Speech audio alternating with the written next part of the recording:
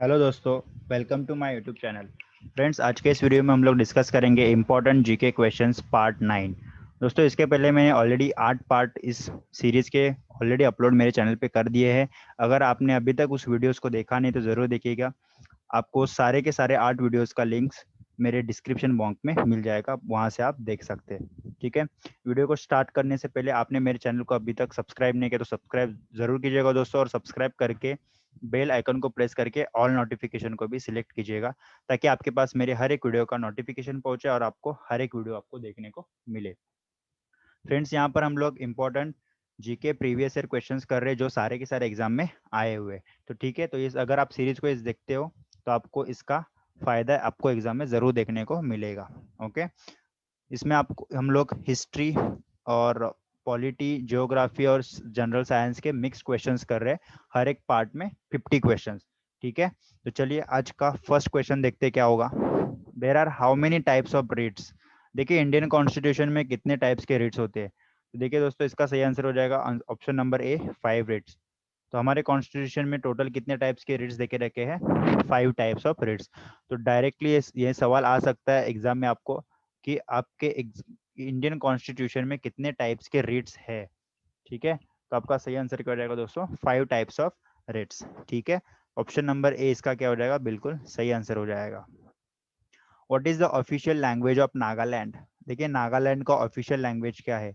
सबसे पहले हम लोग नागालैंड की बात करते हैं तो नागालैंड की कैपिटल दोस्तों हो जाएगी कोहिमा। ये नागालैंड की कैपिटल आपको याद रखना है कभी कभी, ये क्योंकि ये साउथ नॉर्थ ईस्ट स्टेट है। नॉर्थ ईस्ट स्टेट है और नॉर्थ ईस्ट स्टेट का ये सेवन सिस्टर्स का एक क्या है, एक पार्ट है। ठीक है, जो नॉर्थ ईस्ट स्टेट होते हैं 7, उनको बोलते हैं हम लोग सेवन सिस्टर्स। तो नागालैंड की जो ऑफिशियल लैंग्वेज है दोस्तों क्या हो जाएगी? इंग्लिश। ऑप्शन नंबर 3 इसका क्या हो जाएगा? सही आंसर हो जाएगा। तो आपको याद रखना है, कभी कभी एग्जाम में इसको पूछ लिया जा सकता है कि ऑफिशियल लैंग्वेज ऑफ नागालैंड क्या है। देखिए दोस्तों, इंडियन कॉन्स्टिट्यूशन जो है अपना, इंडियन कॉन्स्टिट्यूशन, उसमें कितने लैंग्वेज को, कितनी भाषाओं को मान्यता दी है? तो देखिए, पार्ट शेड्यूल 14 में, पार्ट 14 में देखिए कितना है ये, 22 लैंग्वेज को अभी तक क्या दी है? मान्यता दी है इंडियन कॉन्स्टिट्यूशन में। तो ये चीज़ भी आपको क्या करनी है, याद रखनी है कि 22 भाषाओं को अभी तक इंडियन कॉन्स्टिट्यूशन में मान्यता दी है। और नागालैंड का ऑफिशियल लैंग्वेज पूछे तो इंग्लिश हो जाएगा। नागालैंड की कैपिटल हो जाएगी कोहिमा। ठीक है, एक सेवन सिस्टर्स का नागालैंड क्या है, एक पार्ट है। There are how many there are what number of जजेस in supreme Court. Supreme Court में कितने नंबर ऑफ जजेस होती है? तो देखिए, सुप्रीम कोर्ट में दोस्तों टोटल 32 होते हैं, जिसमें एक जो होता है वो क्या होता है? चीफ जस्टिस होता है। Chief justice of supreme court होता है, chief justice of supreme court. ठीक है दोस्तों, अभी अगर हम लोग करंटली बात करें तो अभी 47th chief justice of India कौन है दोस्तों? N V Ramana. N V Ramana. 46 कौन थे इनके पहले, जिन्होंने अभी रिटायरमेंट लिया है? वो कौन है? शरद अरविंद बोबडे। ठीक है, शरद अरविंद बोबडे जी, इन्होंने अभी क्या लिया है? इस्तीफा दे दिया है। ओके, तो ये कौन से नंबर के थे? 46। ठीक है, तो यहाँ पर आपको याद रखना है, दे रहा 32 नंबर ऑफ जजेस in supreme court including chief justice of supreme court. ठीक है, देखिए दोस्तों, चीफ जस्टिस जो रहते हैं यहाँ पर, इनके बारे में एक चीज इंपॉर्टेंट होती है। अगर प्रेसिडेंट की जगह खाली है, प्रेसिडेंट का प्लेस अगर वैकेंट है, वैसे ही वाइस प्रेसिडेंट, यानी कि दोनों प्लेस अगर ये वैकेंट है दोस्तों, तब ये दोनों की जगह मतलब प्रेसिडेंट का काम कौन करता है? चीफ जस्टिस ऑफ इंडिया क्या करता है? काम करता है। ठीक है, तो अगर प्रेसिडेंट भी नहीं है और वाइस प्रेसिडेंट भी नहीं है, तब प्रेसिडेंट का कार्यभार कौन कर संभालता है? Chief justice of India. ठीक है, तो यहाँ से देखिए, जितना भी मैं एडिशनल इन्फॉर्मेशन भी दोस्तों आपको इसको वीडियो में बताऊंगा, वो भी आपके एग्जाम पॉइंट ऑफ व्यू से इंपॉर्टेंट रहने वाली है। तो इस वीडियो को आपको दोस्तों अंत तक जरूर देखना है। मैं भले ही 50 क्वेश्चंस कर रहा हूँ इसमें, लेकिन जो भी एडिशनल इन्फॉर्मेशन पकड़ रहे दोस्तों हम लोग, उसके साथ उसको पकड़ के आपके अराउंड 150 टू 200 क्वेश्चंस बन जाते हैं एक वीडियो में। तो आपको सारा का सारा वीडियो अंत तक जरूर देखना है। ठीक है, next question. In India the highest number of Christian population lives in. तो देखिए, अभी हम लोग ने क्या, हाईएस्ट क्रिश्चियन पॉपुलेशन दोस्तों कहाँ पर होता है? ये नागालैंड में है। Highest Christian population. ठीक है, भारत में। अभी हम लोग ने क्या, नागालैंड, नागालैंड के जो कैपिटल है दोस्तों क्या हो जाएगा, कोहिमा। ओके, याद रखना है आपको। नेक्स्ट, बहुत सारे लोगों को लगता होगा गोवा है, लेकिन गोवा इसका आंसर नहीं है दोस्तों, इसका ऑप्शन नंबर है 3।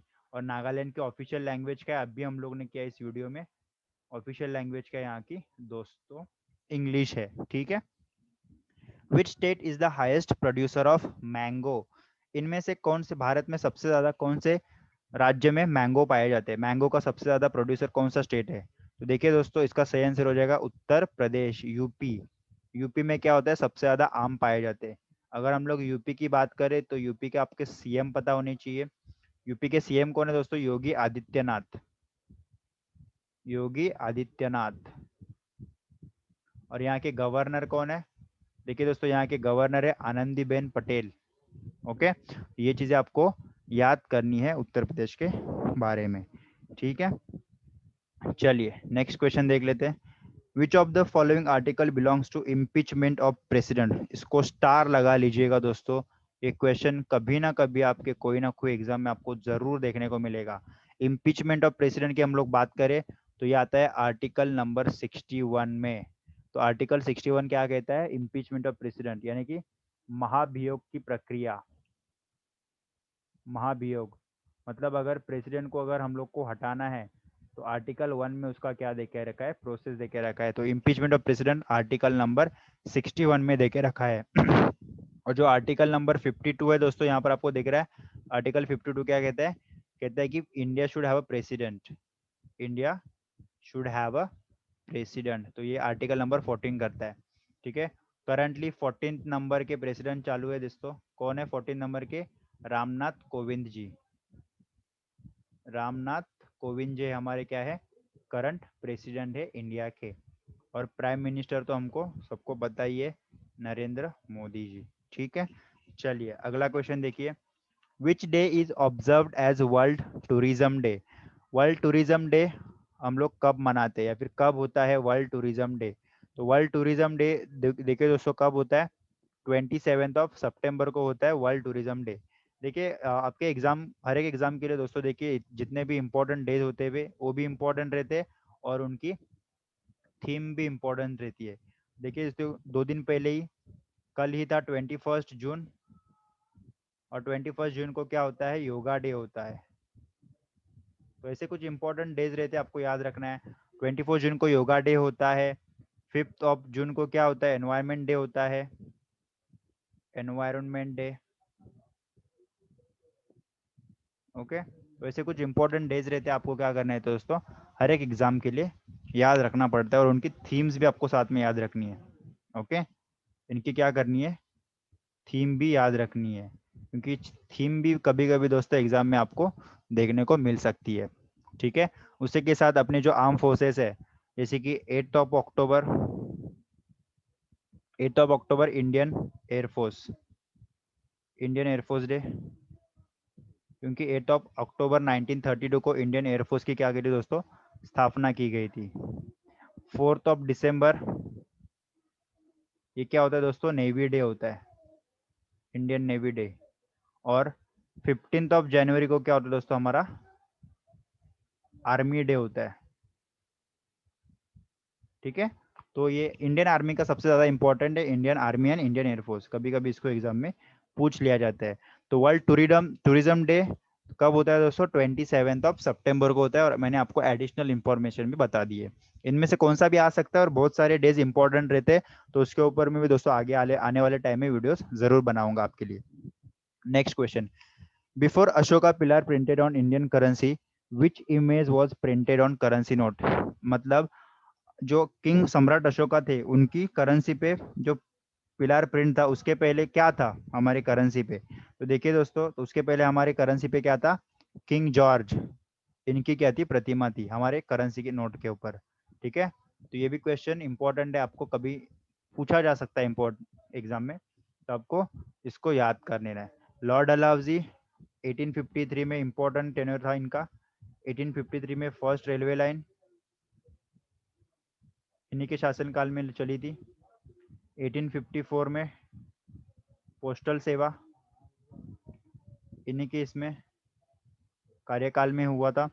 और दोस्तों डॉक्टरिन अगर आपको पूछे, डॉक्टरिन ऑफ लैप्स इसको किसने अपनाया था, तभी आपका आंसर हो जाएगा लॉर्ड डलहौसी। ठीक है, तो डॉक्टरिन ऑफ लैप्स को हम लोग बोलते हैं दोस्तों हड़प नीति। हड़प नीति किसने अपनाई थी, लॉर्ड डलहौसी ने। तो कुछ इंपॉर्टेंट काम भी कर रहे थे उन्होंने। 1853 में रेलवे लाइन इंडिया में स्टार्ट करी थी, 1854 में पोस्टल सेवा। Who was the viceroy of India while Jallianwala Bagh tragedy. देखिए दोस्तों इसके बारे में कुछ इंपॉर्टेंट फैक्ट्स आपको पता होने चाहिए जालियनवाला बाग ट्रेजेडी के बारे में। तो ये हुई थी कब, 13 अप्रैल 1919 को, 1919 को हुआ था ये। तब देखिए, तब भारत के वाइसरॉय कौन थे, लॉर्ड चेम्सफोर्ड। लॉर्ड चेम्सफोर्ड क्या थे, भारत के वाइसरॉय थे। और देखिए दोस्तों जालियनवाला बाग ट्रेजेडी होने के बाद ही क्या किया था, रविंद्रनाथ टैगोर जी ने क्या किया था दोस्तों, नाइटहुड, नाइटहुड ये जो सम्मान था ये क्या किया था, ब्रिटिश गवर्नमेंट को रिटर्न किया था। वेरी इंपॉर्टेंट पॉइंट है ये, रविंद्रनाथ टैगोर जी ने क्या किया था, नाइटहुड की जो उनको उपाधि दी थी गवर्नमेंट ने, ब्रिटिश गवर्नमेंट ने, वो क्या कर दी थी, उन्होंने रिटर्न कर दी थी ब्रिटिश गवर्नमेंट को। ठीक है, तो ये कुछ इंपॉर्टेंट फैक्ट्स है, आपको क्या करना है, इस एडिशनल इंफॉर्मेशन आपको याद कर लेना है। ये जो रविंद्रनाथ टैगोर जी है दोस्तों, इनको ही क्या मिला था 1913 में, पहली बार मिला था क्या दोस्तों, Nobel prize.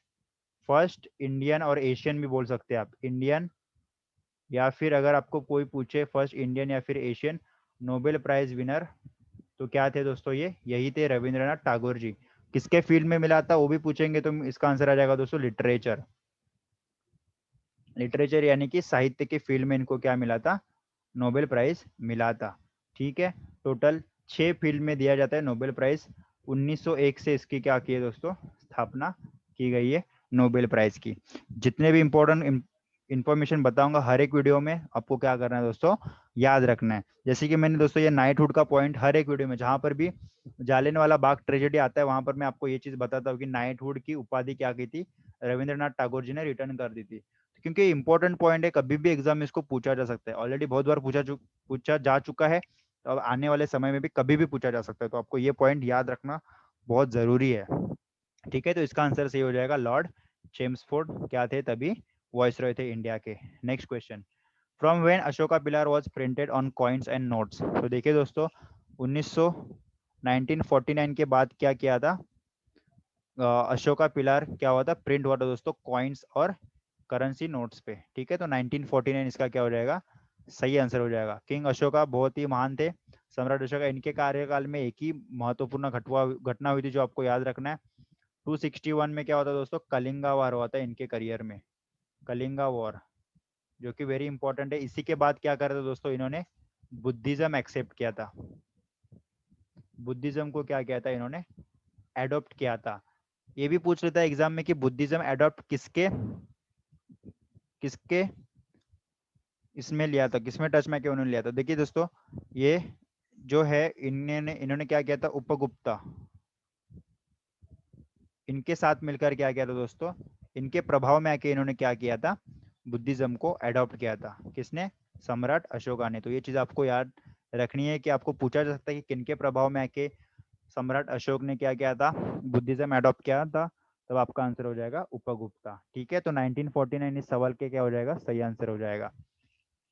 What is the minimum age to become a member of Rajya Sabha. देखिए दोस्तों बहुत ही सिंपल सवाल है, लेकिन कभी कभी आप कंफ्यूज हो जाते हो। तो 30 क्या हो जाएगा, इसका बिल्कुल सही हो जाएगा आंसर। राज्यसभा को ही हम लोग बोलते हैं दोस्तों upper house of the parliament, upper house. और इसके बाद हम लोग अगर बात करें लोकसभा की, लोकसभा को हम लोग बोलते हैं दोस्तों lower house of the parliament, lower house.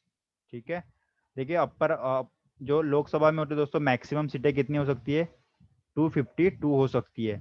ठीक है, और लोकसभा की अगर हम लोग बात करें तो 552 हो सकती है। ठीक है, लोकसभा की जो दोस्तों आप मिनिमम एज हो टू बी मेंबर, अगर आपको मेंबर बनना है लोकसभा का तो आपका मिनिमम एज कितना होना चाहिए, 25 होना चाहिए। वही अगर राज्यसभा का मेंबर बनना है तो दोस्तों आपको क्या करना है, 30 ईयर्स आपके कंप्लीट होने मैंडेटोरी है।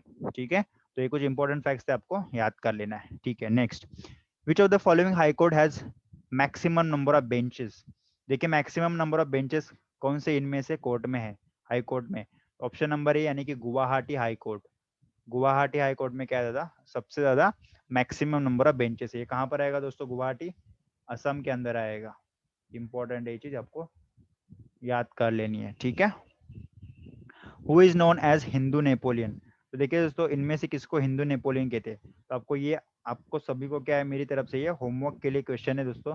अगर आपको इस सवाल का आंसर पता है तो कमेंट बॉक्स में जरूर बताइएगा इसको, ठीक है। कमेंट बॉक्स में इसको छाप दीजिएगा अगर आपको आंसर पता है तो। Who is known as the Hindu Napoleon, आप सभी के लिए होमवर्क में क्वेश्चन है।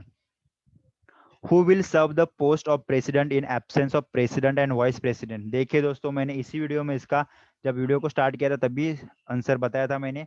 अब आप बता सकते हैं मुझे, जब प्रेसिडेंट भी काम पे नहीं हो, प्रेसिडेंट की पोजीशन भी वैकेंट हो और वाइस प्रेसिडेंट की वैकेंट हो, तो दोनों की अगर पोजीशन वैकेंट हो तो तब कौन काम करे दोस्तों, चीफ जस्टिस ऑफ इंडिया क्या करेंगे, वर्क करेंगे एज अ प्रेसिडेंट। स्टार लगा लो, बहुत इंपॉर्टेंट क्वेश्चन है ये। और करंटली जो है 47th chief justice of India कौन है दोस्तों, N V Ramana. Okay, important point हो जाएगा आपके सारे एग्जाम्स के लिए, ठीक है। तो 47 chief justice N V Ramana, president और वाइस प्रेसिडेंट दोनों भी अगर प्लेसेस वैकेंट होते हैं तब कौन काम करता है, chief justice of India works as president. In which year Mumbai High Court was established. कौन से साल में मुंबई हाईकोर्ट स्टैब्लिश किया था दोस्तों, सही आंसर हो जाएगा 1862 में क्या गया था, मुंबई हाईकोर्ट को स्टैब्लिश किया गया था, ठीक है। चलिए आगे बढ़ते हैं। Which city is the main industrial area of diamond cutting. इनमें से कौन सा शहर डायमंड कटिंग का मेन एरिया है, इंडस्ट्रियल एरिया है। तो देखिए दोस्तों, ऑप्शन नंबर 4 क्या हो जाएगा इसका, बिल्कुल सही हो जाएगा। सूरत को ही हम लोग बोलते हैं डायमंड सिटी। तो अगर आपको पूछे कि डायमंड सिटी हम लोग किसको कहते हैं, तो सूरत को ही दोस्तों बोलते हैं डायमंड सिटी। तो डायमंड कटिंग का जो इंडस्ट्रियल एरिया होगा वो मेन कहाँ पर होगा, सूरत में होगा। सूरत कहाँ पर है दोस्तों, गुजरात में है। गुजरात की कैपिटल क्या हो जाएगी, गांधीनगर, ठीक है। गुजरात की क्या हो जाएगी कैपिटल, गांधीनगर। यहाँ के सीएम कौन है दोस्तों, विजय रूपानी, ठीक है। ये यहाँ के क्या है दोस्तों, सीएम है। चलिए आगे बढ़ते हैं। Who is the first Indian who is awarded bye Bharat Ratna. Star लगा लो इसको, बहुत ही स्टैंडर्ड क्वेश्चन है। भारत रत्न सबसे पहले देखिए दोस्तों, हाईएस्ट सिविलियन अवार्ड है ये, हाईएस्ट सिविलियन अवार्ड। ओके, कब से स्टार्ट किए, 1954 से स्टार्ट किए। और सबसे पहली किसको बार दिया था दोस्तों, सबसे पहली बार डॉक्टर एस राधाकृष्णन को दिया था ये अवार्ड। ऑप्शन नंबर 4 क्या हो जाएगा दोस्तों, इसका बिल्कुल सही आंसर हो जाएगा। 1954 में भारत रत्न देना स्टार्ट किया था। हाईएस्ट सिविलियन अवार्ड कौन सा है, ये इंडिया का है, ठीक है। इसमें एक इंपॉर्टेंट पॉइंट मैं आपको दोस्तों बताना चाहूंगा। 1987 में और 1990 में ऐसे दो फॉरेनर्स है जिनको क्या मिला था, भारत रत्न दिया गया था। तो 1987 में किसको दिया था दोस्तों, खान अब्दुल गफार खान। ये क्या थे, फर्स्ट फॉरेनर जो थे जिनको क्या किया था दोस्तों, भारत रत्न से सम्मानित किया गया था। और 1990 में किसको मिला था दोस्तों, नेल्सन मंडेला जी को क्या मिला था, ये अवार्ड से सम्मानित किया गया था। तो दो ऐसे है फॉरेनर्स जिनको क्या किया, भारत रत्न से सम्मानित किया था। अगर आपको पहले पूछे तो खान अब्दुल गफार खान आपका क्या हो जाएगा दोस्तों, सही आंसर हो जाएगा। Which state is the highest producer of cardamom. देखिए कार्डमम का जो सबसे हाईएस्ट प्रोड्यूसर स्टेट है दोस्तों, कौन सा हो जाएगा, केरला। यानी कि ऑप्शन नंबर 2 क्या हो जाएगा आपका, बिल्कुल सही हो जाएगा। केरला की कैपिटल क्या है, तिरुवनंतपुरम। ओके, ये साउथ साउथ का स्टेट है ये। Which country has a third largest economy. Very important question. Third largest economy दुनिया में किसकी है, कौन से कंट्री की है। देखिए बहुत छोटा सा देश है लेकिन इसकी इकोनॉमी सबसे ज्यादा है। ऑप्शन नंबर 4 जापान क्या हो जाएगा दोस्तों, आपका सही आंसर हो जाएगा। जापान की अगर हम लोग यहाँ पर बात करें दोस्तों, तो जापान की जो कैपिटल है दैट इज टोक्यो। टोक्यो जो दोस्तों क्या है, largest city in the world है, largest city in the world population wise, ठीक है, पॉपुलेशन वाइज। तो देखिए दोस्तों, टोक्यो बड़ी सिटी है पॉपुलेशन वाइज पूरे दुनिया में, ठीक है। और यहाँ के अभी जो योशिहिडे सुगा, योशिहिडे सुगा ये क्या है दोस्तों, यहाँ के प्रधानमंत्री है, ठीक है। और यहाँ की करेंसी क्या है दोस्तों, एन, यहाँ की क्या है, करेंसी है। सारे के सारे इंपॉर्टेंट पॉइंट्स आपको याद करना है। थर्ड लार्जेस्ट इकोनॉमी कौन सी हो जाएगी, जापान हो जाएगी। अगर आपको फर्स्ट पूछ लेता तो आपका आंसर हो जाता USA. Which of the following planet has two satellites, इनमें से कौन से प्लैनेट के टू सैटेलाइट्स है। तो देखिए दोस्तों, टू सैटेलाइट्स कौन से प्लैनेट के हैं, प्लैनेट मार्स, मार्स के क्या है दोस्तों, मार्स यानी कि मंगल, इसके क्या है दोस्तों, दो सैटेलाइट है। अगर अर्थ की हम लोग बात करें नेचुरल सैटेलाइट, तो इसका एक ही satellite, that is moon, natural satellite, okay. और सबसे ज्यादा सैटेलाइट कौन से प्लैनेट के पास है, प्लैनेट के है सैटर्न, ओके। सबसे बड़ा कौन सा है प्लैनेट, जुपिटर। सारे के सारे प्लैनेट पॉइंट्स आपको क्या होने चाहिए दोस्तों, याद होने चाहिए। वीनस की अगर हम लोग बात करें तो वीनस एकमात्र ऐसा प्लैनेट है, वो क्या होता है दोस्तों, ईस्ट टू वेस्ट रोटेट होता है। इसको स्टार लगा लो पॉइंट को। लेकिन बाकी के जो प्लैनेट्स होते हैं वो क्या होते हैं दोस्तों, वेस्ट टू ईस्ट रोटेट करते हैं। आई होप ये पॉइंट आप सबको क्लियर है। बाकी के सारे प्लैनेट्स क्या होते हैं दोस्तों, वेस्ट टू ईस्ट रोटेट करते हैं। लेकिन ये जो वीनस है एकमात्र ऐसा प्लैनेट है दोस्तों, वो क्या होता है, ईस्ट टू वेस्ट रोटेट होता है। तो स्टार लगा लो। इसका सही आंसर हो जाएगा आपका मार्स, जिसके पास क्या है, सिर्फ दो सैटेलाइट्स है। Which state is the highest producer of Goa.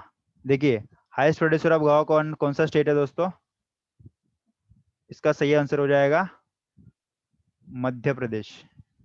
Option number 3 इसका क्या हो जाएगा दोस्तों, सही आंसर हो जाएगा मध्य प्रदेश। मध्य प्रदेश में ये सबसे ज्यादा पाया जाता है ये फ्रूट, ठीक है। Next question, Andaman and Nicobar comes under which high court. देखिए, Andaman and Nicobar comes under which high court. तो देखिए, अंडमान और निकोबार जो होता है दोस्तों, कौन से हाई कोर्ट के अंदर आता है, कोलकाता हाई कोर्ट। क्योंकि जो, अगर हम लोग इंडिया का मैप ड्रॉ करें ऐसा, तो यहाँ पर वेस्ट बंगाल है और यहाँ पर समवेयर अंडमान निकोबार ऐसे है। ठीक है दोस्तों, ये यहाँ पर क्या हो जाएगा, ये